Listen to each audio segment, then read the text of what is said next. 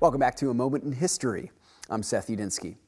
In this episode, let's journey back over the course of American history and explore perhaps the most important home in the country. Now, this magnificent neoclassical building has housed the majority of U.S. presidents, but it is not just their home while they serve as commander-in-chief.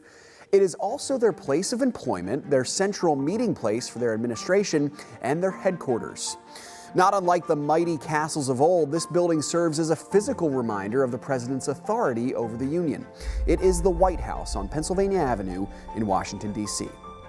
Now, the White House is nearly as old as the nation itself. George Washington, the nation's first president, chose the spot upon which the presidential estate would reside, but it was his successor, John Adams, who would be the first president to live in the White House.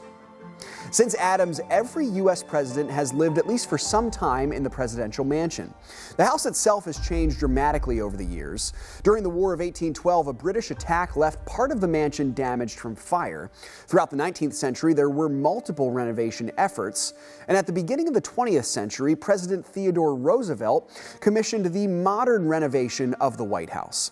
The most significant addition he made was the creation of a new executive office building, and today, that building is known as the West Wing of the White House.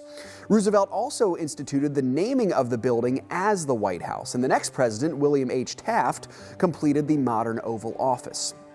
Now, fast forward to the mid-20th century, where the White House was in danger of destruction until President Harry Truman stepped in and ordered a structural renovation to re-secure the old mansion.